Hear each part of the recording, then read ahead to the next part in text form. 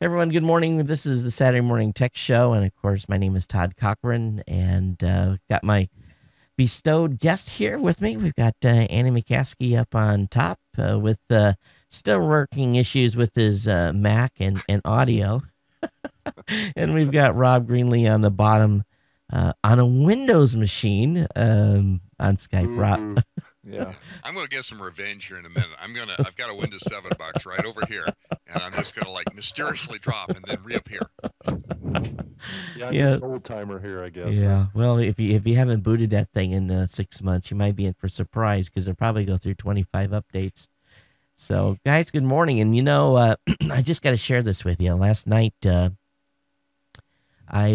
going to launch this new show called the Chrome Show, and I've got my Chromebook here, and I had to be careful because I've got it wired up. But let me show you a new screen that we have here on the show. Let's see if I can do this. Let me click that, take that off. And what do you think of that? That's the it. desktop, huh? Yeah. So now I've got the ability to bring right in on one of our channels the Chromebook desktop and manipulate it as needed. I'll show you a couple of cool things here in a few minutes, but the ability to have it on one of my camera inputs and not use my IVGA, which really wouldn't work because there's nothing built for it. What I did was, and it's kind of funny, when you plug sometimes when you're on a second monitor with a computer, you can see the main desktop. This one you can't. You plug it into a secondary monitor, and that's all you can see. You can only see the secondary monitor. So I think there's a little bug in it. It should have, where you could see both, but maybe it doesn't have enough power to support it. But I consulted with the folks over at NewTek, and they had me pick up they didn't. Well, it was actually one of the users suggested, because NewTek wouldn't suggest a specific vendor, was a Altona, ATLONA video scaler. So it's just going in right as I'm doing a VGA convert to composite video, and right in it goes. Pretty slick. Nice little $300 box. I was just gonna say, does your converter box cost more than the Chrome laptop? No, but not bad considering some of the other stuff I've had to buy here. And Andy, you're gonna love this. I got in preparation for some new initiatives around here. I have now the third ADVC 300 here that just arrived from B&H. So, yeah, I've got enough converters, and it's and that's a $400 bill too. So it's crazy. It really is, the cost of this stuff. But what I want to do is I want to show you guys a few things on the Chromebook and let you give some comments. This came in on Tuesday. And let me switch the other monitor so I can see where I'm driving here. And pretty impressed overall from the, and what it can do. Battery life is just, I mean, I charged it once, and the only reason I charged it was because I wanted to have enough power for the show today and not have to have it plugged in. But I mean, remarkable battery power.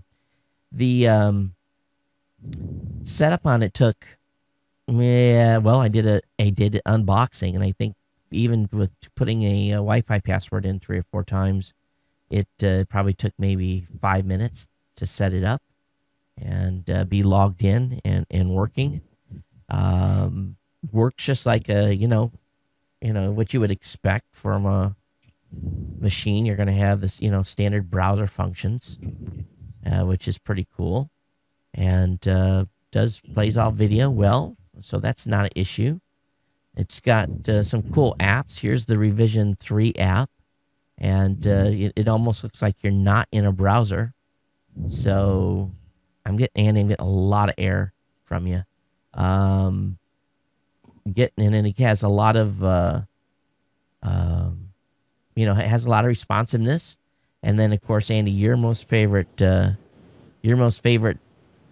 game in the world is Angry Birds, and you can actually go in here and you can see I play Angry Birds a lot because I'm stuck on level 4, but pretty responsive. And let's see if I can actually do this here. Uh, so, there's some trick to this level that I'll have to figure out because I've already been through it twice. But, pretty good from if you can just, and I'm actually running this on Verizon 3G right now. I'm not on my net connection. So, from that perspective, not bad, all things considering. Almost got it. I think I'm going to be regulated to redoing the level again. But, oh, yes, great job on my part. So I failed. But anyway, long story short, you can do all typical browser stuff. And the only thing I haven't figured out how to do yet is to do a image capture and store. There is a file manager by pressing Control M. It brings you into a file manager, which is kind of just another browser menu. But setting this up is no more difficult than pulling a menu item down and choose settings, and it brings up a page that has basic personal stuff, the system, the internet, some information about basically how you want the browser to operate, and the user accounts. And so overall, relatively simple to use, and we will see how this thing works out. But overall, pretty solid computer. So is the UI just as if you were running a Chrome browser, or is it a Chrome-like interface? Oh, it's a Chrome browser with a little different than a normal desktop Chrome browser. So it's not quite, it's not quite a browser, but it's well, it is a browser, but it's not exactly like the one on my desktop. Yeah. Is it a superset, or are there things missing from your Chrome browser that you're using now? Well, you can't run certain applications. I can't run like LastPass on it. At least I haven't found the app for it yet. Relatively from a browser perspective, it does everything a normal browser would do out of the box. It all depends on the plugins that you add and have set up with it. Some of the plugins don't work in it, so I think that Chrome needs to get a flag so they can set and say this is this specific app will run on Chrome OS, because I loaded a couple and they did not cooperate in the operating system. So there's some things that the desktop versions will do that the Chrome OS version won't. So do you feel like that right now there's enough apps that you can do pretty much all the stuff that you would want to do on the laptop? So far, I think so. If I can figure out how to do screen capture or a segment of a screen, then I will be able to use it a lot. They've got an audio recording software in it. You can plug a headset into it and do audio recording. I still haven't figured out how to use the webcam. It's got a webcam in it, and I haven't figured out how to make that work yet. So, I guess I just haven't found the right plugin yet, or the right app for it. Can you take that audio file then that you've recorded and move it through a web-based audio editor like Aviary? I can't remember if Aviary is the video one or the audio one. I haven't played with it yet, Andy, so I don't know. That's something we're going to have to explore with it. Yeah. But go ahead. Yeah, I'm sure a lot of the larger software type type of functions, that we all have right now, like the iTunes or the Zune software or all these kind of, software that we're all used to using on our desktops, are not probably available on that. No, So, no, not at all. yeah, so you'd have to have a app built Yeah. that has all that same functionality that's designed for that platform, I'm sure. Yeah, you would. Yeah. It would definitely, and I think what'll happen is it's just like any other app ecosystem. Some will, some won't, Yeah. But I mean, it's a beginning for them, right? I mean, it's a real kind of a humble kind of landing page, once you boot this thing up, it really doesn't jump out at you as anything spectacular, but I guess that's part of the point, right? It's just simple. well, it's simple. It's and I basically, I can, sit here and criticize all day long and and talk about it and say it's a little bit underpowered and I'm looking, it's a $500 notebook, so I'm expecting $500 power out of it. I knew I was getting a Chrome OS, so I knew I wasn't getting something that was Windows or a Mac interface. So the true test is when I just closed the lid and I handed it to my wife and I said, go ahead and check it out. And she used it for about 2 hours before figuring out that there was not a start button. She didn't even, was completely, she went Facebook, all her little sites, and was doing everything she was doing, and not a... That's it, is that what you're saying? Didn't miss, I mean, she was just in her element. I let my kids play with it, and my son, younger son, plays a lot of online games, so he was quite content. Now Ray got a hold of it, and he says, this sucks, because he's used to running different programs and different types of stuff. And so he was, Yeah. So, but it was interesting. The 7-year-old liked it, but the 14-year-old didn't, but my wife did. And I won't say her age. So, from that perspective, what'd you say? I think that probably says it pretty well. If you're a power user that's using very powerful software, it's still really early days for that platform, right? Yeah. And if you're a light user that likes to browse the web and just do, app type things, it's probably a great platform. Yeah. Did you try it on video watching various sites and so forth? Yeah, let's see if we can actually, let's see what we got on the, let's see what we have. Let me actually make this switch. And I've got this on I've got it on the Verizon 3G connection. And my connection in Verizon here is not super fast. So let me, let's go just bring up my website. And let's just play. This will play in HTML5. So the HTML5 browser plays. And normally this takes 5 or 6 seconds before it starts playing. And I don't know how well 3G is going to do. Mm-hmm. Yeah, see, obviously a much slower startup time. Let me go ahead and stop it and put it on a Wi-Fi network. And see how that does. We'll reload the page here.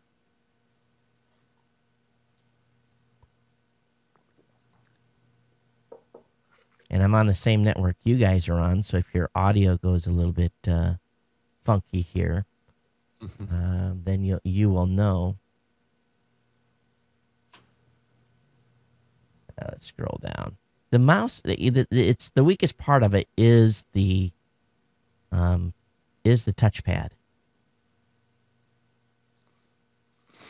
So really? Okay, right there. See, it immediately started playing on the Wi-Fi network. Yeah. And a little bit of buffering because I got a lot of activity going on. But, relatively quick to start. So, and I didn't. Yeah, we were watching videos on it. The speakers on it are not not the best, but it's for kids sitting in a car or me being on an airplane or that's the only thing. It comes with 16 gigs of storage, so you're not going to be putting movies and stuff on this like you would in an iPad or another device. So I don't think I would use this on an airplane. Yeah. Yeah. But if you look at the the MVP, minimal viable product, it sounds like they've come pretty good out of the gate for a 1.0. Well, this is they've had a year or so since that CR48 came out to learn. They gave away all those laptops, so they should have learned. I was actually expecting a little more than what I got, but I'm the I want it yesterday for everything. So, all right, let me switch back here. I got I hate to say this, but too many screens and too many switches. I have to actually switch on the monitor here. But anyway, that's kind of what's going on with Chrome. The folks this is what's funny. The folks at not Revision 3, at Engadget, let me switch this. They made this. When you read this article done by Dana Woolman for Engadget on the Chromebook, it looks to me like they are attempting at Engadget to get very close and, how should I say it politely, smelling the taint of Google. They are, this is a very flattering article on Engadget. Oh, really? Oh, yeah. So they like it a lot then. Yeah, that does very, very flowerful, complimentary words, and the only thing they knocked down on it was the touchpad as well, the mouse. So, but I kind of read, basically I read this article on the Chromebook in my thinking room, and it was, I guess for a better word, I was just like, yeah, okay, it's obvious Engadget wants to make Google happy. At least that's the way it appeared to me, because there was almost no criticism in the article whatsoever. All right, let's go ahead and switch gears here. Excuse me. For a minute or an hour, let's talk about Microsoft, Rob. Microsoft is revealing the Xbox Live will be built into Windows 8. What's the story on that?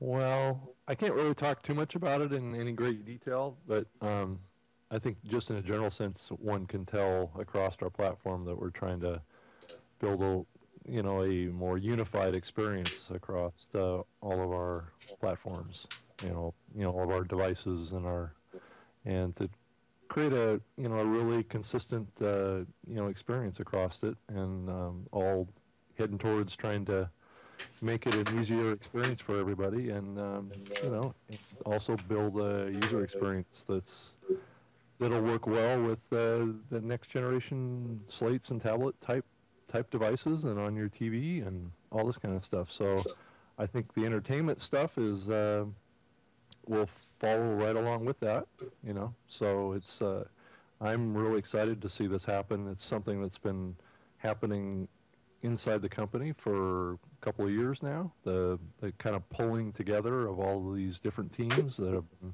working on different UIs and different experiences, and we're all working together now. So it's really an exciting time at the company, and I think they're doing some innovative things. I think it's good when we launch something or show something that causes people to talk about it and also scratch their heads wondering what we're doing. So I think it's a good thing. So that's about all I have to say about it. Hey, Rob, Andy's trying to be sneaky back there. I just heard a Windows machine boot. Oh, no kidding. Okay.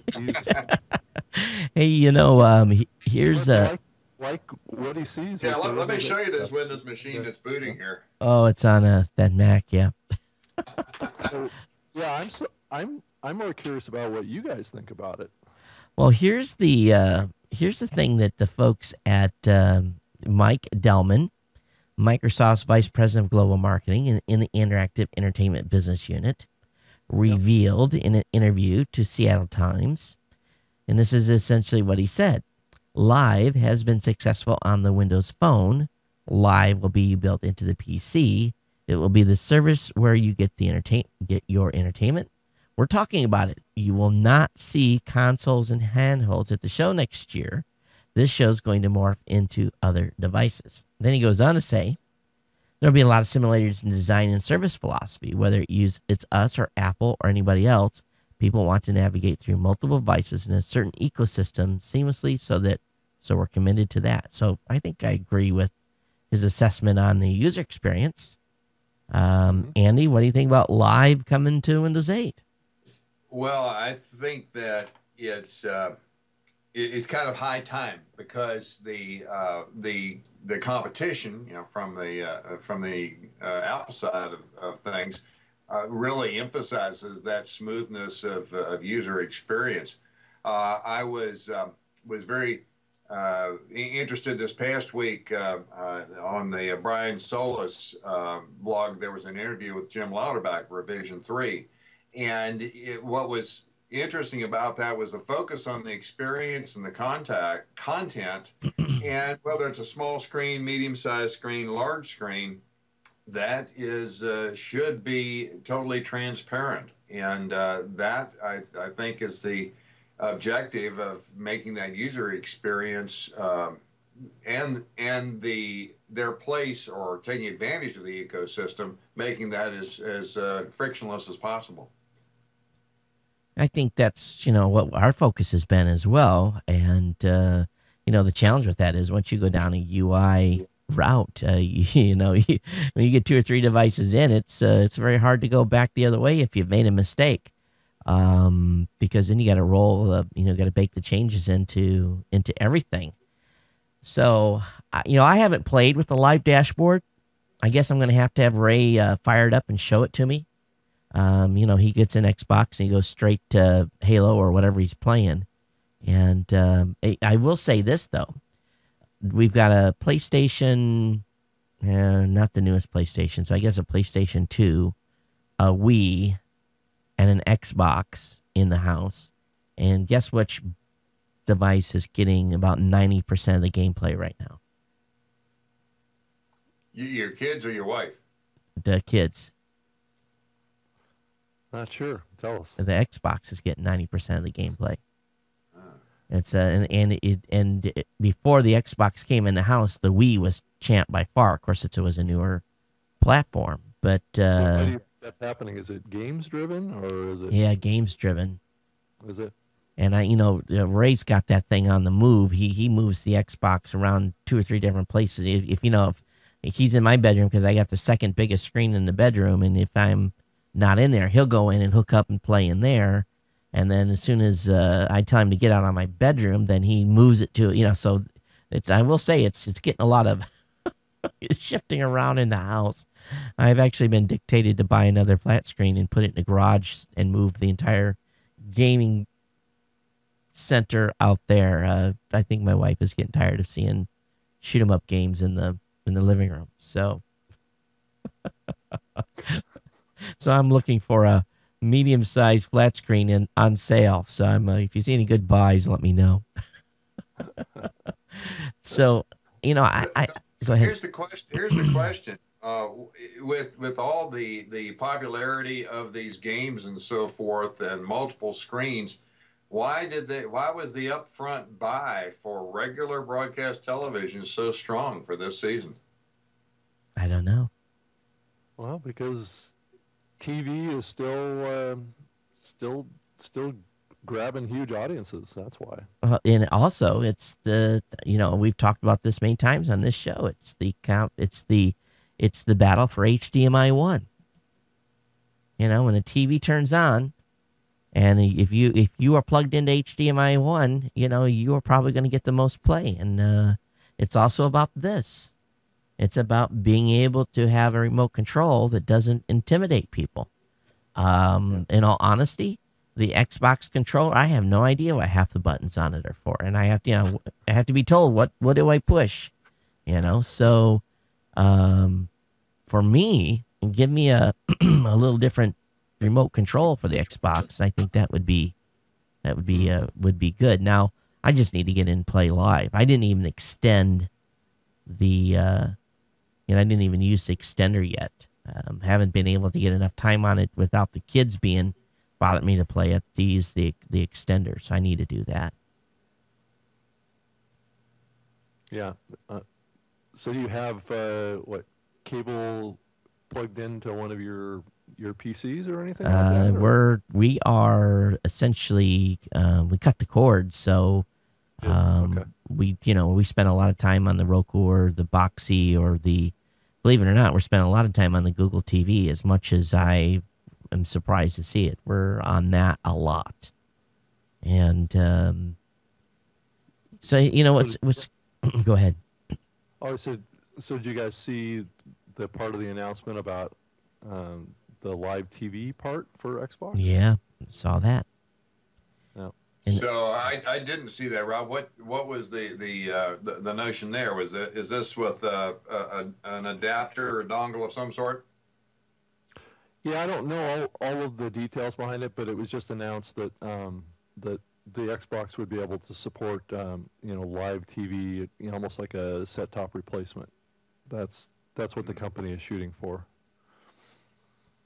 Well, I think it's a great idea, just as long as I can buy a la carte. I don't want to buy sports channel. I want to be able to get Speed Week on, to watch what little NASCAR I get to watch, and maybe a pay-per-view football game now and then. But I don't want, I want to buy. There are like this many channels that I like to watch. Discovery, the Learning Channel, there's a number of them. And the rest of them, get rid of, I really don't need them. But, I'm sure Microsoft is going to run into the same problem that the cable providers do. It'll become extraordinarily expensive to do that, to buy one-offs. Because everybody wants a package. Oh, you want these 3 channels, you got to take these 25 other toilet channels with it, And the toilet. Hadn't heard that phrase there. The toilet channels. Well, I'm being politically correct here. I could use really what it comes down to. Right? If I don't want to get this Pro 2 on Family Safe, I could use an S word. But I don't need all the religious channels. I don't need all of the home shopping network channels, all that stuff. I don't need any of that. But what I get on my local, it's hard to believe how many shopping networks have broadcast towers. There must be a heck of a lot of money in home shopping network TV. Yeah, from what I've heard over the years, it's done fairly well. They have a loyal following of people that just sit in front of their TVs and just wait for the next deal to come through. What my experience with home shopping was when I was living in California in Lemoore. TV was on, and I was married to my ex-wife at the time, and this thing came on, and it was these figurines, and she's like, "Oh my God, those are beautiful! Those are beautiful figurines." And I'm like, "Oh, those are pretty nice." And she goes, "Honey, they're only $99." And I'm like, at the time, $99 was a percentage of my paycheck. It was probably larger. I wasn't making a lot of money then. And so she asked me. I said, "Okay, you go ahead and order them." And she called. And so, on TV, and you got these nice figurines, right? And when they arrived, they showed up in a box about this size. And the figurines that came out of the box were about that tall. Oh, no.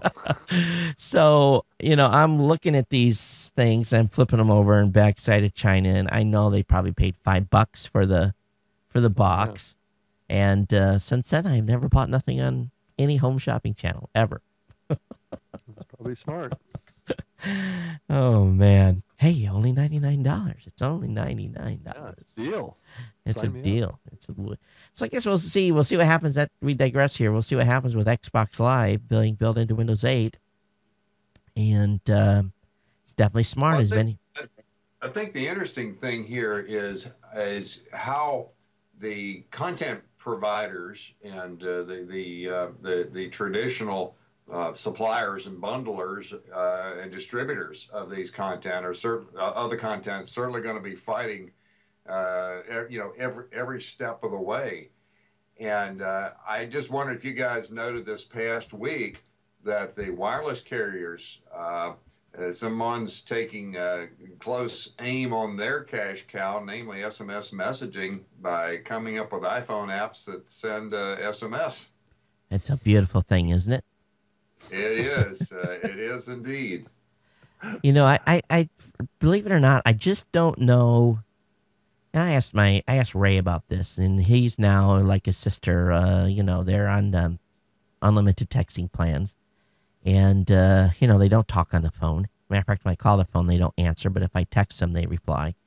I asked him about iMobile and what he thought about that, and he said, "Well, that's cool if all your friends have iPhones, but most of my friends have, dumb phones. They have, they don't have a smartphone with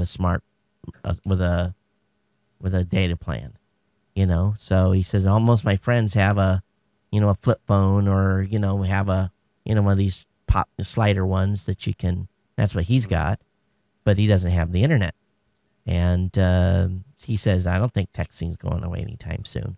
So from his perspective, it's because I asked him how many kids in school have iPhones, and he says everyone wants one, but parents won't buy them. So, But once you get that ingrained habit of texting someone via their cell number, I don't know. I think there's upward battle. I don't think they have anything to worry about anytime soon.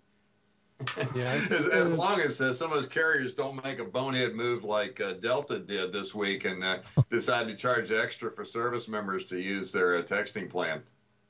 Or you mean the baggage plan? You mean No. What I was saying, I can imagine a carrier. Oh yeah. The carrier is under pressure because now there's an alternative, and that was such a cash cow for the wireless carriers, just like baggage fees have been such a cash cow for the airlines. But whenever there's a cash cow around, somebody will A, it attracts competitors, and B, the incumbent does something bonehead that puts the whole golden goose in jeopardy. Well, here's the thing, Andy. Just not to defend Delta, but whenever I was on orders as an active duty member, it would say how many bags you were allowed. And it said in the orders, you may incur baggage fees, which will be reimbursable.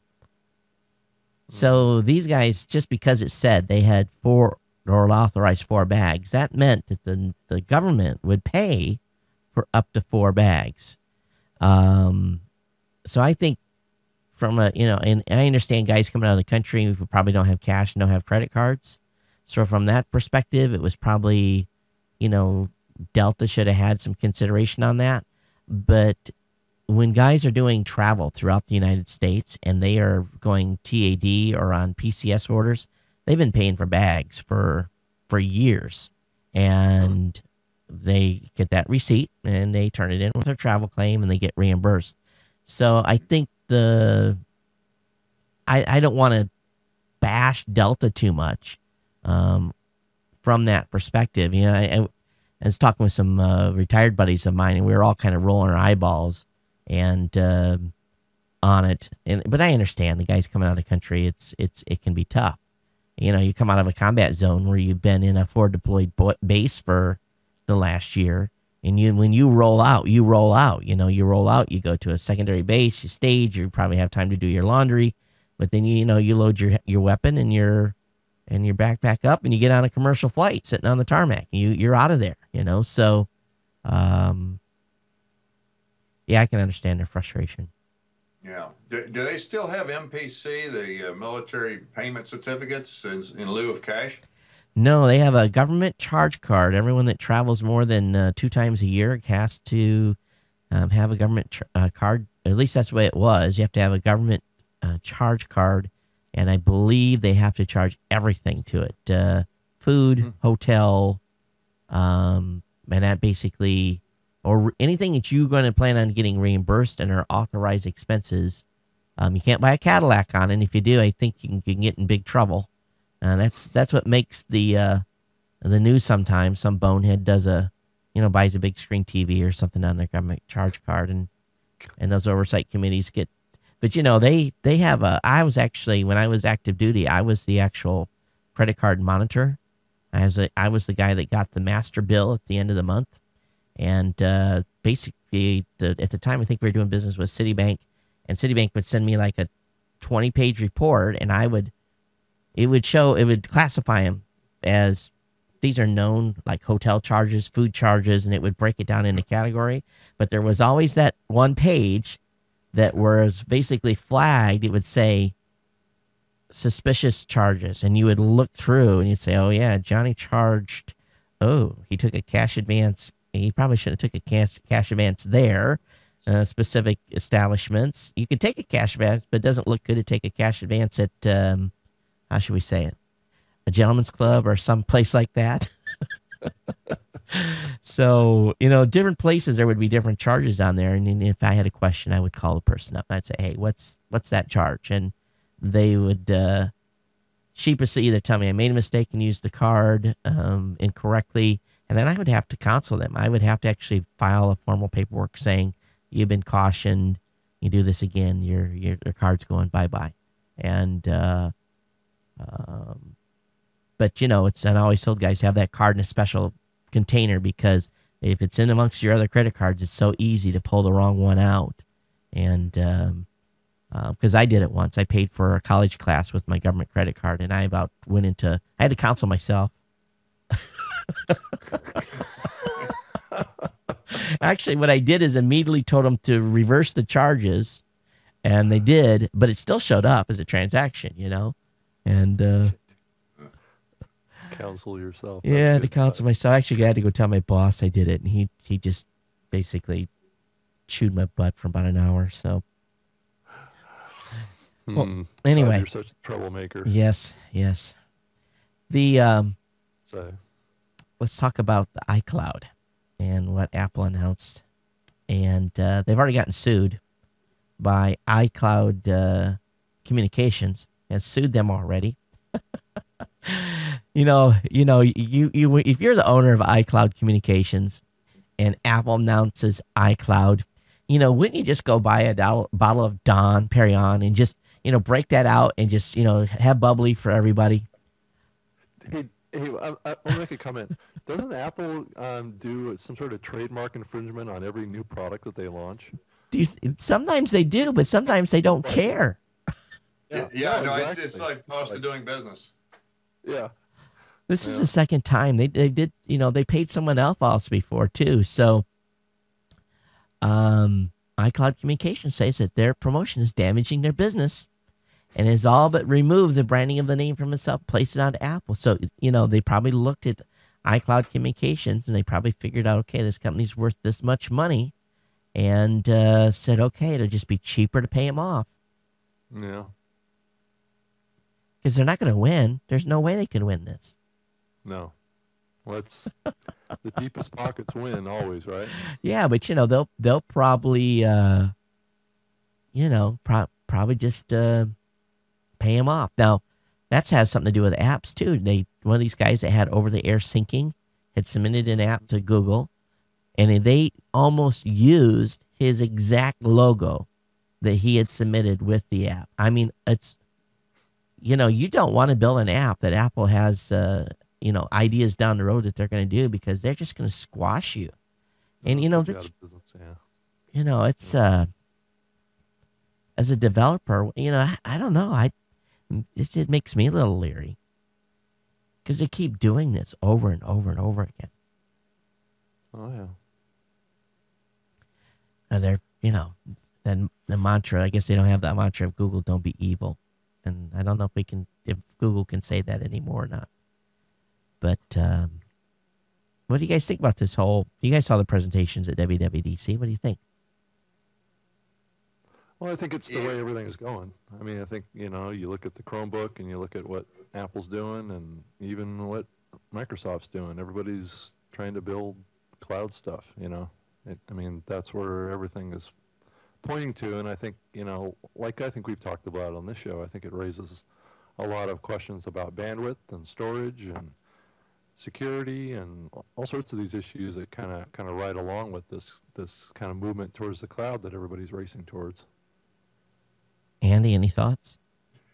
Well, I really have to come back to that book, Master Switch, that I recommended here a few weeks ago, because you kind of become more and more aware of the path that we're heading down, and you know, we're loving it, and we're just going right down the path that allows the concentration of control of our data and control of our processing capability and control of our computing, that very gradually, it's like the frog being cooked very slowly.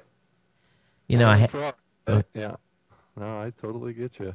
You know, I had to laugh because I was on chat with Angelo during the WWDC. I was basically sending him a link to somebody's live blog. And I guess they had the stream up, so we were too stupid to run the stream at the same time. But Angelo is cussing. I mean, he is just, you know, he is this and that and this and that and those such and such. And, you know, it's, you know, because he's a big Android user. And he's like, Android's had that already, and Android's had this already. And they've already got that. And this is not new, and this is not revolutionary. And, you know, he's, you know, and I'm like, Angelo, Apple is the master in, how should we say it, presentation, making something new that's not new. The fanboys obviously stay in their closets a lot longer and don't get out and see what's going on in the rest of the world because they all think it's new. And as you and I know, this is not new. This is something that's, you know, I says, but it's about presentation. It's about it's about implementation. That's part of the, you know, that's why what Apple does so well that a lot of companies could learn something from, even Microsoft and Google. So, but it was just, you know, it's funny me watching Angelo being so, he was upset. Well, yeah, I mean, if you think about it, I mean, if you've been around the tech scene for as long as all of us have, we've seen trends come and go. You know, you look back in the .com days, and, you know, I was working at startups and involved in all that stuff back then, and there's a lot of younger people now that never really went through that, never really understood what was going on. They were too young. They were doing other things. They were in kindergarten or something, or in the elementary school, and wasn't too concerned about what was going on the internet. So, you know, we've seen a lot of these trends come and go over the years, and, you know, this whole, you know, network computer system was an idea that that happened a long time ago that failed, and I think a lot of the reasons it failed was because there just wasn't the network bandwidth to support that kind of a, you know, PC or Mac or whatever. So I think that, you know, what we're seeing now is something, and there actually is very little that's new in the technology area, I think. And I don't know what you guys think on that, but it's just, you know, a lot of the ideas that have been around for many years that were either too early or they weren't pulled together right. You know, really, Todd, just like what you're saying, Apple and how they package things. I mean, a lot of the trends that we see and a lot of the things that are becoming popular now have been around for years. You know, just like the Slate is another example. You know, Microsoft had that years and years ago, and it didn't, you know, the timing of it wasn't right, and the presentation of it wasn't right, and the product itself wasn't right for the time. But now all of a sudden it is. So anyway, that's. And even in the pre-CPM days, there was a product that was called the Slate that, and as I recall, it was four lines of 40 characters, and it had a QWERTY keyboard in it. But it was in this package that was, you know, 8.5 by 11 by ½ inch thick, and had a 300 baud modem in the back and a little cassette tape that you could put in there. And it was a very useful system. And speaking of systems, it sounded like my air conditioner just kicked on. So let me go over and kill that blower. It's not very loud, Andy. The AC's not. So the boy, that thing was loud, wasn't it? You can hear it. Jeez. Wow. Yeah. So it'll take a second for the fan to shut off. The air handler will kick down here later. How do you do any recordings in there? What do you guys cool it way down and then shut the AC off and record? And then how are you going to do with that when the summer gets?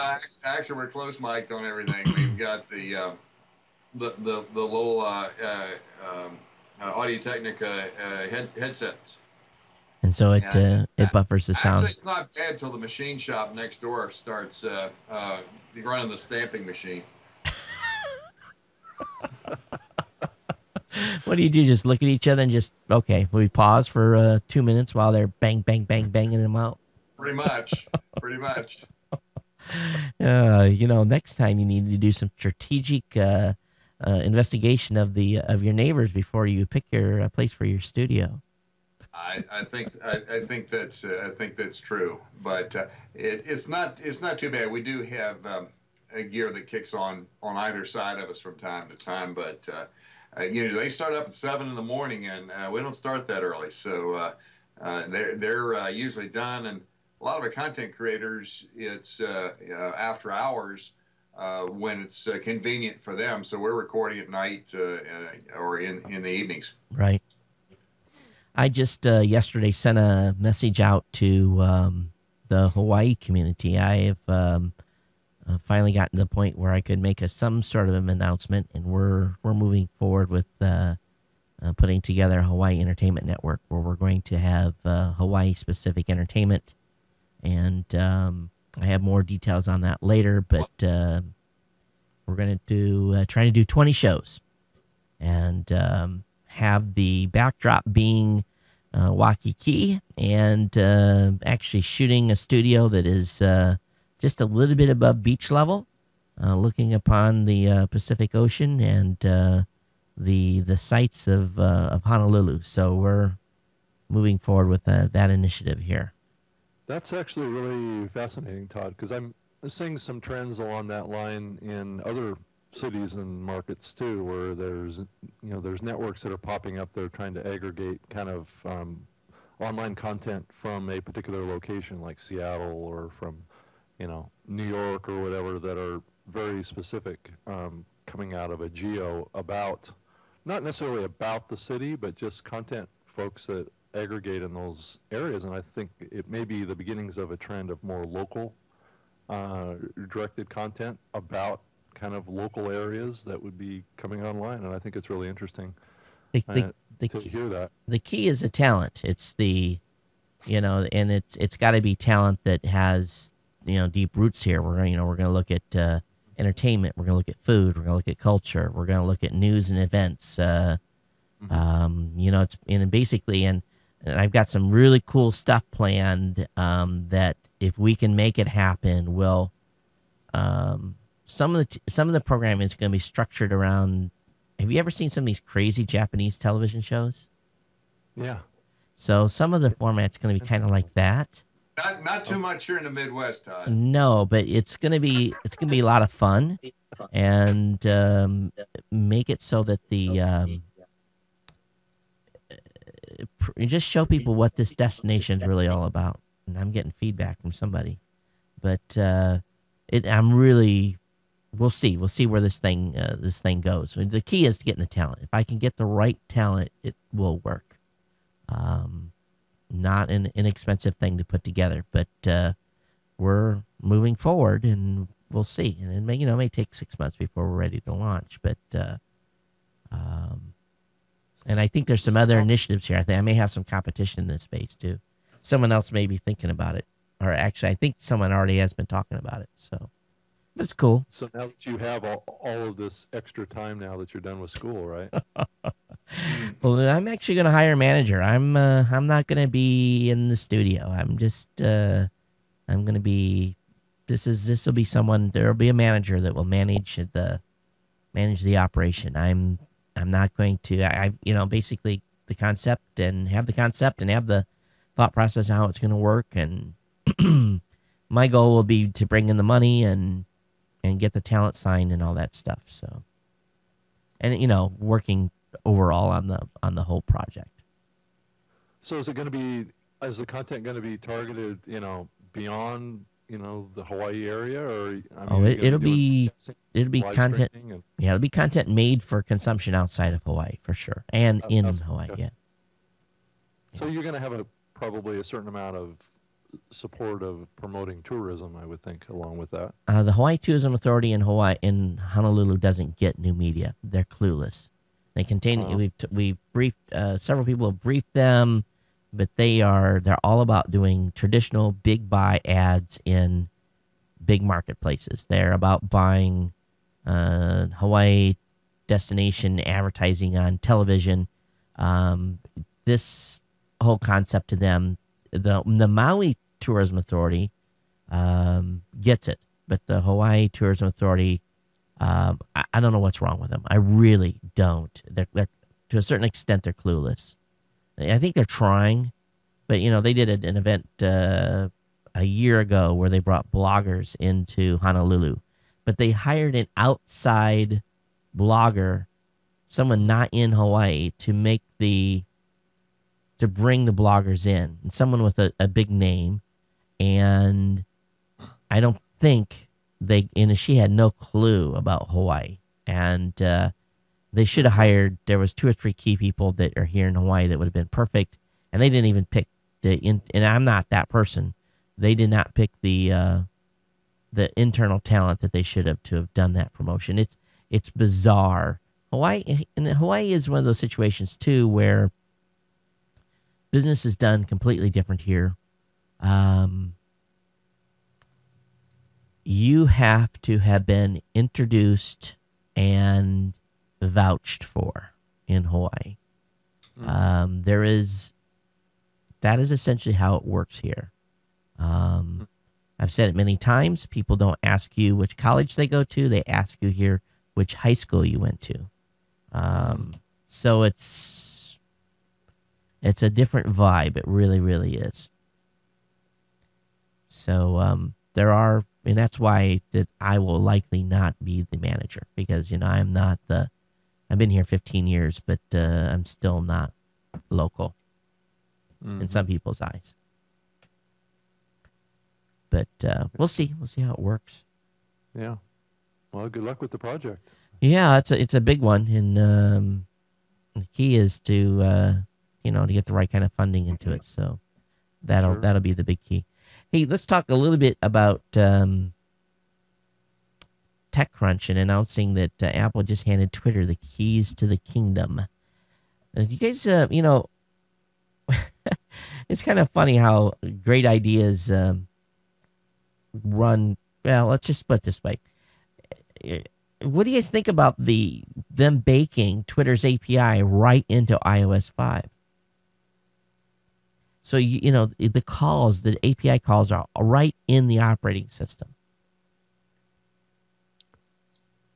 Well, I think it's going to create a more seamless kind of user experience for people that love to use Twitter, and there's a little bit of that going on with Windows Phone 7 too. So trying to bake some of these often used online services right into the operating system, I think can create a more advanced kind of experience if you're a big fan of that, of using Twitter. And not everybody is a big Twitter user, so I think it's a gamble in some ways.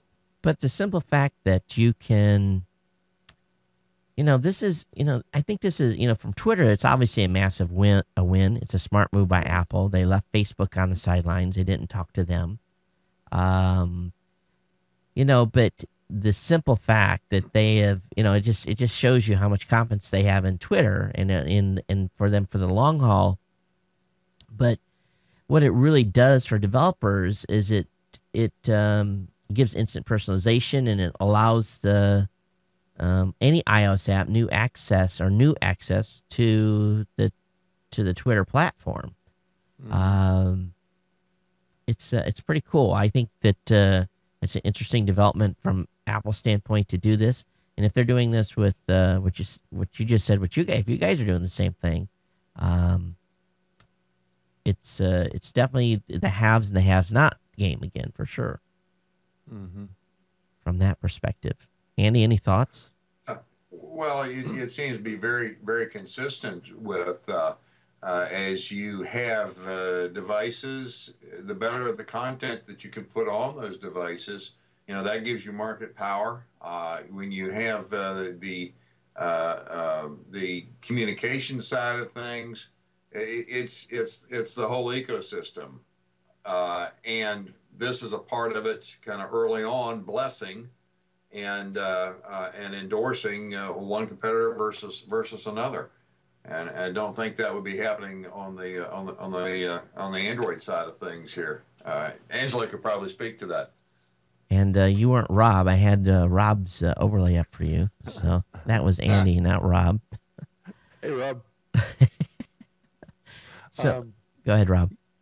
Yeah, I was just thinking. I think it's a real interesting kind of move, because I still think that Twitter is. I mean, it's popular, but I just wonder sometimes what its real value is. I mean, I know a lot of the media companies are all over Twitter, and I just wonder what's in store for Twitter as you look out in a couple of years or whatever, what direction it's going to go, to actually have a little bit more value, I think, to the actual user of Twitter. I find myself not using Twitter as much as maybe I did a few years ago.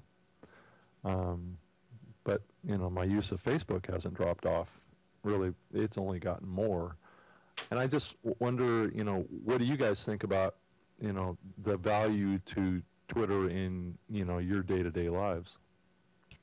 Well, I have two Twitter feeds. I have the one where I basically use it for putting stuff out and kind of following, certain individuals. But I have another Twitter feed that I don't tweet on at all, and I just follow specific individuals that I really want to keep track of, and I don't even publicize that Twitter account. As a matter of fact, it's just some weird name.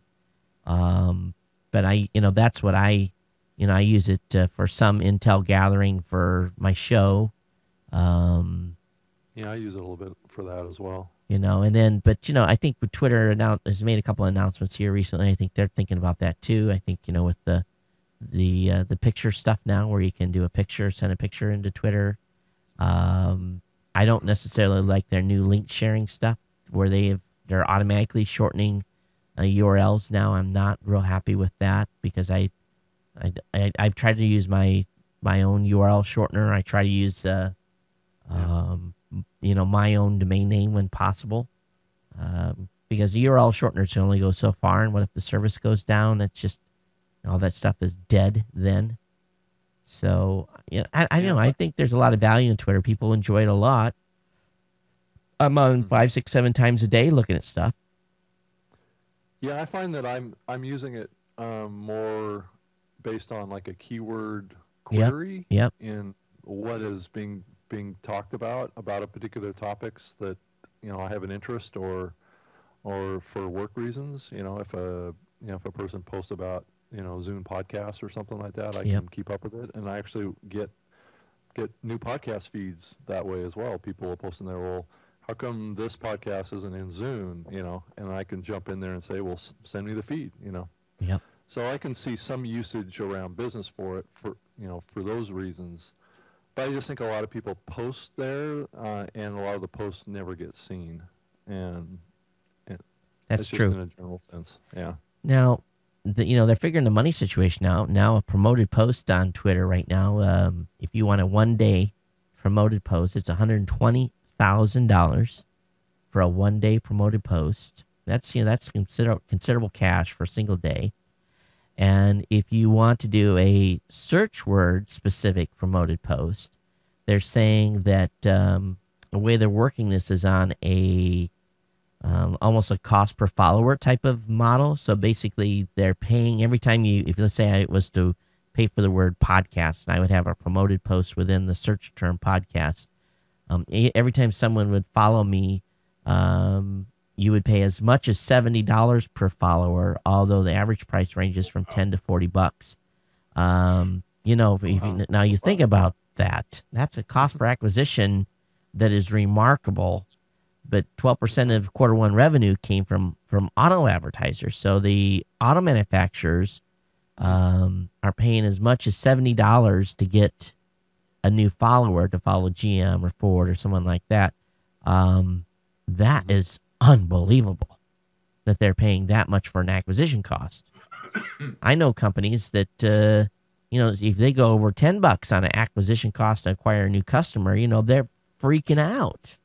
And they're paying as much as $70 just to get a follower, not a customer, a follower. Wow. It's amazing. That is amazing. The only one that would come close to that, I would think, would be credit card offers, that are tied in with major hotel chains or airlines. It's, I don't know what your mailbox is like, but several a week. I mean, continuously year round. These special offers, extremely expensive printing and presentation and so forth, just trying to get you to sign up for that particular airline's credit card. I was pretty shocked. There was I was looking at some of the advertisers, and Nissan, Volkswagen, Mercedes have all been advertisers on these networks, and or on Twitter, spending that kind of money per day to have promoted tweets. And, you think, okay, $120,000. Let's break that down into let's do a podcast awareness campaign for, let's just do a flat $25 CPM. Let's just do it's just as a real simple campaign, not a shout out in a show and a banner ad. If they would be able to reach like 4.8 million people repetitively. The grand total of 4.8 million people, but you would be able to reach those folks 8-9 times in each show that was running that particular promotion. Wouldn't you think, and this is the thing that blows me away. If you're a Nissan, Volkswagen, Mercedes, if you're a Chevy, if you're a Ford, would you not want to target shows that have people that are more inclined, auto shows? Wouldn't you want to buy advertising in car fix-it shows? All these types of shows that are semi-automotive related, and then you would go then after secondary demographics on who they're trying to target from an age perspective. Yeah. Don't you think that would be more effective and money well spent than $120,000 on a promoted tweet? I would think so. You know what it is? That's just like a blast is all it is. It's like an untargeted blast out there. It's just not very smart, I don't think. You know what it boils down to? Twitter's cool. Yeah. It's sexy. Well, it's really misunderstood, I think, and there's perceptions that swirl around it that just I just don't think are true. But the advertisers are seeing great click-through rates. They're seeing great percentage. They're seeing triple and 4 times the CTRs, which would work, I guess. Yeah. So but still, and I guess it all breaks down to you backfill the numbers and you try to figure out, okay, how much am I paying per click? And you look at that as a as a justification for the campaign, or cost per follower, added follower. If you think it's worth $70, hey, we have 5,000 new people following our Twitter account, and it only costs us $120,000 to do it.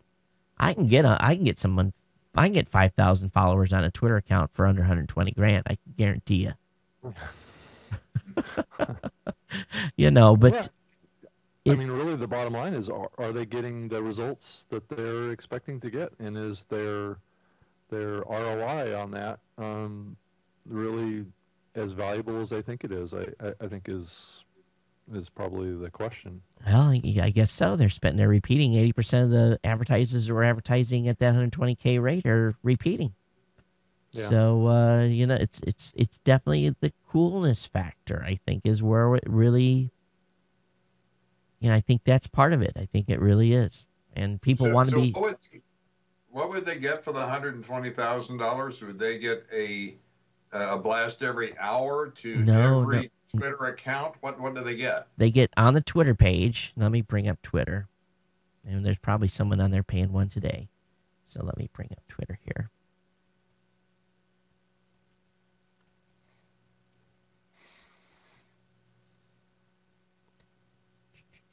Okay. Whoops. On the Twitter page here in the trends where it says promoted, Mm-hmm. that's where they're paying 120 grand. And that's I've never clicked on any of those. I don't know about you guys. So here's Pinky's Freedom. Let me click on it. Pinky or Facebook with the new Pinky 8 app by Nokia. So here's the Nokia. This is where it's leading to. It's leading to a Facebook page on Nokia. Oh, it's Pink is Freedom. Excuse me. So Nokia has just spent $120,000 going over here to this pink phone being offered by Nokia. Well, Nokia, you guys need to build some better phones before you start advertising this way. But here it is, promoted by Nokia. Now, where the other stuff comes in, and where the other advertising comes in, is if you do a search. Let me do a search for Ford. Let's see what happens if I do a search for Ford.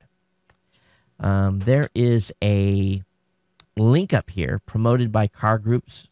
It says Car Group Buy. This here, how this is working, is if I go over to Cars Group Buy and I follow them, they have to pay between as high as $70 or as low as $10 for me to follow. Wow. Jeez. So they're basically buying followers is what they're doing. And I'm sure what they're doing is looking at their feed here.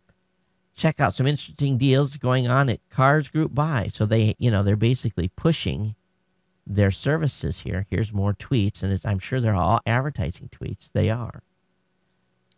So Todd, as I look at this, my brain immediately latches over to thinking about sponsored links that Google made billions of dollars on. Sure. And if they can get that kind of dollars off of a sponsored ad on a per user basis, right? Like that, I know that the sponsored links have cost, the advertisers, quite a bit of money too over the years for certain keywords, right? Yeah.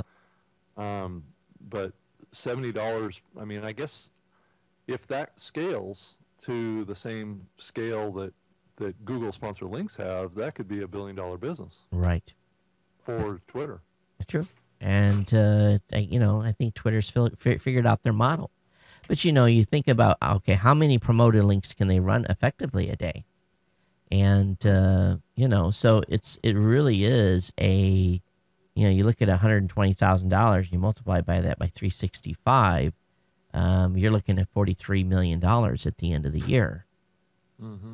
That's what that equals to in revenue. So 43 million is not a bad, not a bad hunk of change for a promoted link. Now you add on top of that, let's do another search. Let's try, let's see here. What would be a good one that would be advertised on TV a lot? So let's look at clothes washer. Is that the right term to use? Clothes washer. No promoted links for that. Probably a washing machine. Try that. No promoted links. So. How about bail bond? Oh, that's okay. We can look at that. Those are more regional specific, though.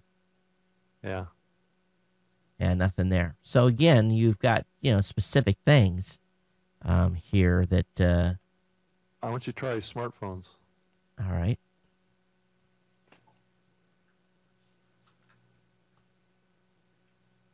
Yeah, here's one, Spiceworks.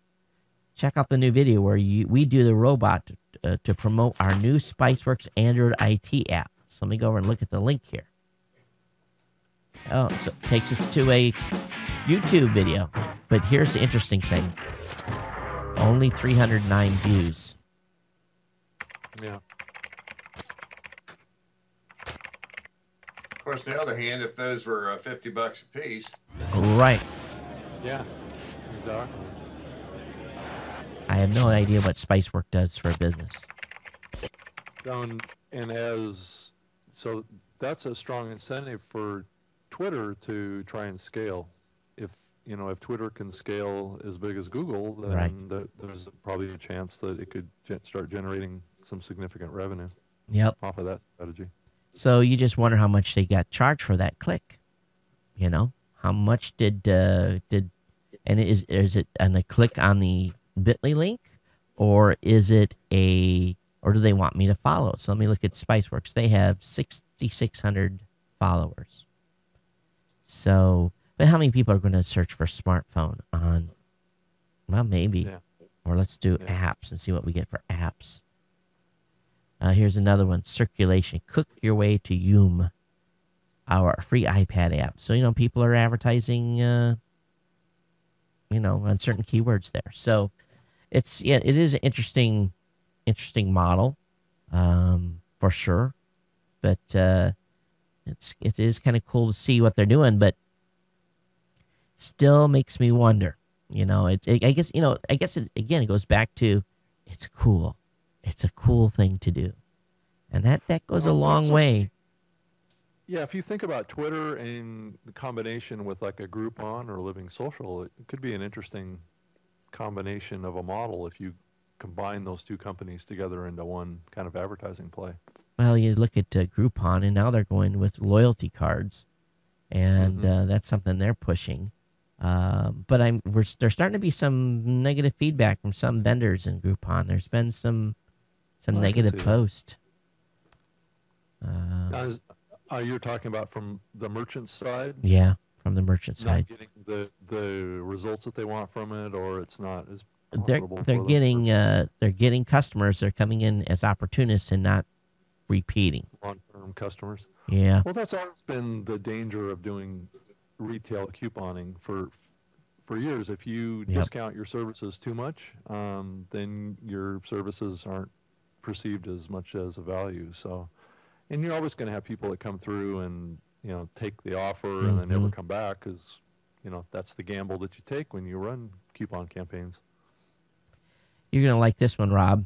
Maybe you won't like this one, but did you see the article on PC Magazine about retail carriers strangling Windows Phone 7 at retail? I did read that. Yeah, that was interesting. interesting. So it's a common retail problem that I really have spent most of my work career in the retail side. So as far as on the marketing side, and it's always been a challenge for any kind of manufacturer to get really good retail support for their products. I mean, salespeople and people at the retail level have limited focus and attention that they can put on certain products. And I mean, I had to do campaigns for many years working with individual stores. I mean, I had merchandisers that would actually go out to the stores, talk to the managers, talk to the salespeople, train them on how to represent the products and talk about the products and help them be knowledgeable about the products. And I think that's really the crux of the issue here is, I mean, a lot of the people in the stores, I can totally see how this would happen. I mean, if a salesperson in the store likes Android or whatever, or likes the iPhone, they're going to tend to talk more about that phone to potential customers that come in the door. So there's this ingrained bias that can happen at retail based on just human kind of deal, right? So it's not surprising that this could be happening, but it also is, I think, a challenge for the company. And I'm talking about the OEMs as well as Microsoft, is to put together a strong kind of education program for the retail level to help people understand more about the Windows Phone. Andy, do you think this is where the Apple stores have been the key to Apple's success? But absolutely, because they have a stronger level of control by controlling the handset manufacturer. That's historically has been a major choke point, as the handset manufacturer would build in a lot of capability into a feature phone type of arrangement, only to find that the carrier had crippled that in some way, whether it's a walled garden type of presentation, or only allowing certain apps to run, or removing some basic capability from the phone. But the handset manufacturer was separate from the carrier, their customer. And in order to keep that relationship on track, they really couldn't complain too much. Apple, on the other hand, has that end-to-end control, and that gives that uniform experience throughout. And this is the whole at the 30,000 foot level is the whole struggle between I guess you could say a monopolistic approach, or an end-to-end approach to business, as opposed to a more open kind of approach. So, Rob, is the goal then, or is the need then for Microsoft? Are they going to have to? And I'd heard this talked about already. Is Microsoft going to have to start seriously looking at open retail locations to, if nothing else, control the message, and at least with their partners get a uniform experience out? I'd go to if they had a Microsoft store, I'd go to a Microsoft store and see what was cool and new. I mean, the company does have stores right now that they're actually building across the country. So, there's actually one here in Seattle area, and they're building another one. And they do have all the Windows phones there for people to see, and oftentimes, I think, to buy too. I don't actually go in the stores, myself, but we do have a retail strategy to help, give that same kind of experience of what we're seeing with the Apple stores. How much a part of the strategy of the company is to move more that direction is, I think that's the question. I don't really have an answer to that. Yeah. But I think it's still, the fundamental issue is working with the carriers, right? And to getting retail salespeople at the store level to be more educated about Windows Phone 7. I think that's the challenge the company has. Granted, I don't really have any kind of inside information on what the company's going to do in that regard, because I'm not even a part of that organization there. But it's just kind of my general observation based on the years of experience that I have working in retail, is that it's an education thing that needs to be done. Whether or not they do it, or it's really the job of the OEM to do that, or it's the job of the carrier to do it, I'm not really sure. So it just needs to be more fair in the store for all of the platforms. And I would think that the OEMs would value that, right? That all of the phones that they invest in to have in the store are fairly represented to customers when they come in the door. And if a customer comes in the door asking about, Android or the iPhone or Windows Phone 7, that the salespeople will not try and steer that customer away from what they walked in the door for. Well, I've had it happen to me.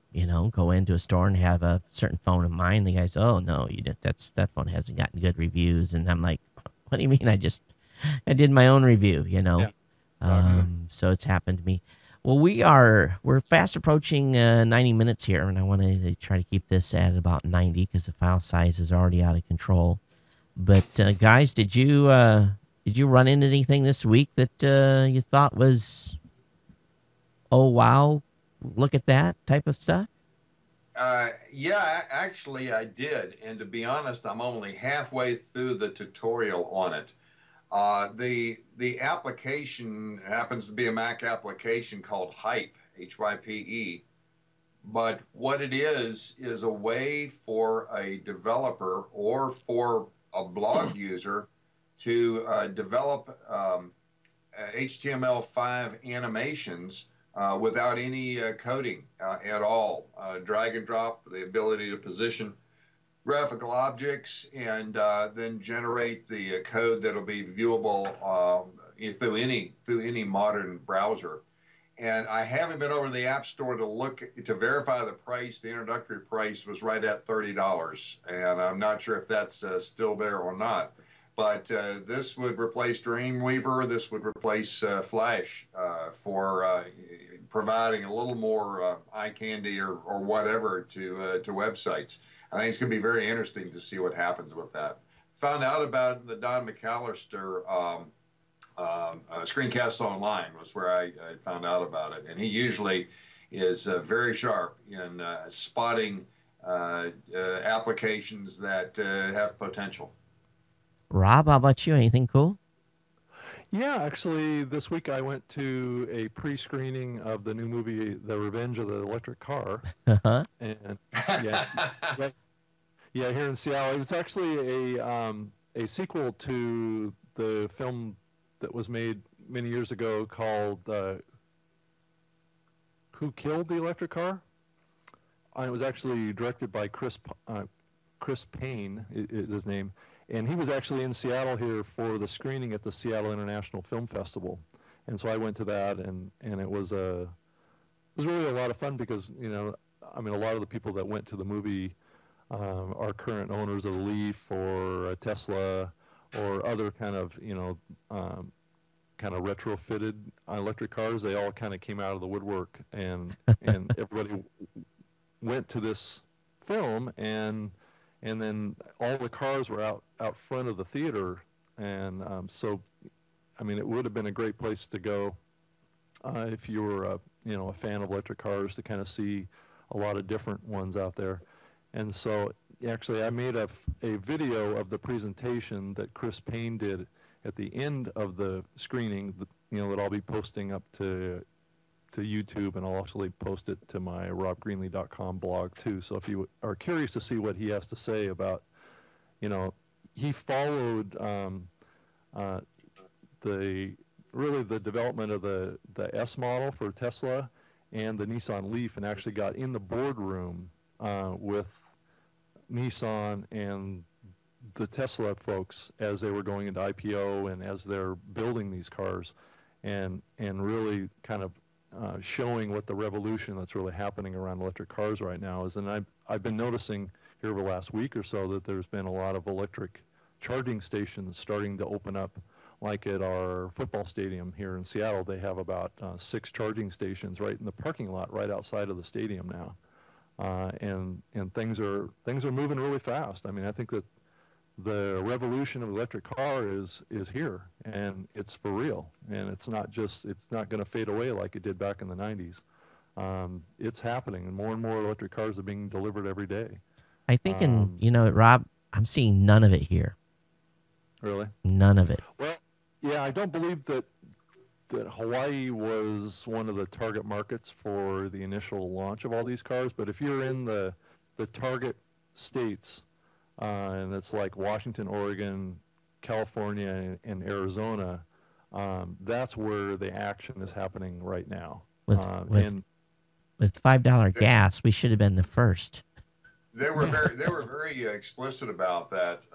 The NPR's Talk of the Nation had an episode on that Wednesday or Thursday this week, and they were talking about it was a very planned strategy that various elective markets, all the likely suspects, Austin and Berkeley and Seattle and so forth, and incidentally Nashville, Tennessee, because that's where the device is actually made.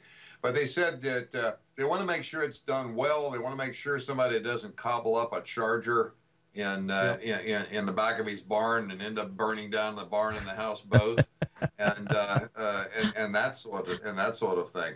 But it looks like it's going to be very interesting as this begins to roll out. Yeah, but it's here and happening. I mean, and I'm really surprised that more people aren't kind of noticing it. But I guess it is because it's in only specific markets that it's not really catching the fascination of a large amount of people yet. Yeah, the fascination there at CES. I don't know, Todd, if you remember the one company that had wireless charging, which would be like a manhole cover. Yeah. Imagine that at the shopping center parking lot when you pulled in, and then the billing mechanism was just like minutes for your cell phone. It was minutes for charging. Yeah. Yeah, I mean, I'm actually doing that right now. I pay about 50 cents an hour to plug into a public charging station. You know, I've got you know, stations at work in my work garage at Microsoft now. So I'm actually regularly plugging in during the day and topping off my. Do they my send you a text and say your car's charged? Come move it. It's actually an email that they'll actually send an email to me when the car is no longer getting juice or getting power. So in that basically allows me to know that it's full, and then I need to go down to the charging station and move the car out of the charging facility so somebody else can use it. That kind of sucks. You got to take a break to go move your car and then try to find parking. That's all right. It's a good break. It gets me some exercise. I can, you know, there's a huge parking lot that I park in, so it takes me about 5 or 10 minutes. Now, if they really want to make this popular, they put 25 parking spots right next to the charging station, so that when you back out of the charging station, you just move over and park back. And that way, I'm sure they'll figure that out. They're saying, how many man hours are we losing a day from? No, I mean, I think that the big thing is on the whole Microsoft campus, they have 12 individual charging ports or charging stations for the whole company, and you're talking about 40,000 people. Right. And I think that very quickly, I think over the next year or so, I think it's going to be difficult to actually find an opening to charge, and we may have to reserve those spots unless the company invests in putting more chargers in. Well, yeah, but I think that the chargers plus electric slots, kind of like handicap slots, that are restricted to those vehicles, definitely in the future. Yeah, and I'm actually seeing more and more of an issue come up where people that don't have electric cars are parking in those slots. You need to make a sticker. So it's almost like the handicap parking issue is starting to come into those slots now. Wow. Yeah, so you make yourself a sticker, basically you paste it right to the front of their windshield that lets them know how big of an idiot they were for parking there, but interesting. I'm going to write a ticket to them, and they can pay me and I'll lock their tires so they have to come to me. Yeah, funny. Well, guys, thanks for hanging out. Here's my schedule. I actually get on an airplane tonight, and I head out to Texas. I'm there until Friday. Fly back Friday evening. I'm thinking I'm going to do a Saturday morning tech, but we'll have to finish in an hour hour and a half at the most next week, because I have to be over at the Hickam Officers Club at 9 a.m. because I have to practice to, let me show you what I've got here. I have my cap and gown. And all right. So Saturday at, I guess at 10, we have our graduation ceremony, and I get my sheepskin with my degree, and you have no idea how good it felt. Actually, my birthday, Andy did the birthday candle thing last week, and then I had to immediately, as soon as we got off here, I started 5 hours of final exams. I don't know what to do with all my time. I've got no homework. I guess I have honeydew stuff to do today, but so then I fly in. I'm gonna walk then Saturday, and then Saturday night I leave again, and I go to DC. So yeah, I'm coming home just for the graduation. So I'm gonna be carrying some freaking flyer miles, and I'll probably be a walking zombie by the time I hit DC Sunday morning. But there will be no Saturday morning tech show the following week, but we'll probably try to do one next weekend. Okay. All right, guys. Thanks, everyone that's out there watching, geeknews@gmail.com. And, of course, make sure you check out Robot Underpants. There'll be a new episode of Robot Underpants coming out Monday, first thing Monday morning. And, of course, Geek News Central podcast Tuesday and Friday. We've got the Gadget Professor every Thursday as well, and soon to come the Chrome Show. When we start officially recording that, it will immediately follow this show. But I'm not going to launch the Chrome Show today. Not quite ready to do that. But anyone that's in Hawaii that has been listening, we've got a good initiative coming on. Reach out to me here. But other than that, guys, thanks for hanging out. And yeah, thanks. Of course, Rob at Zune.net. And then Andy, you're see here. I guess just our RVNN.TV. RVNN.TV. Got a couple great shows. One's Gadgetplex, which is consumer electronics for RVers and campers. We've got Geocaching World, which is the whole enthusiast group surrounding geocaching treasure hunting with your GPS. What's wrong with this picture, which is a photography show. Some geekly types of shows associated with RVNN TV. But you also have an animal show too, right? Where you have the yep. You've got Dr. Jill Wendy, and which is Tales from the Road, how to keep your and actually what she seems to be, she's kind of on a kick right now of animal parasites and all the sorts of things that this notion that a dog's mouth is cleaner than a human's, not so much. Not so much. I would have a tendency to that's like one of those old wise tales, huh? Yeah, absolutely. Yeah. I always get grossed out when I see people let their dog lick them in the face. It just No. Not for me. If it's if you love your pet, I guess that's cool. But I like mine. But I also see him licking his butt sometimes. So no, thank you. All right, guys. We'll see you next time around. Thanks and All right. Thanks. aloha.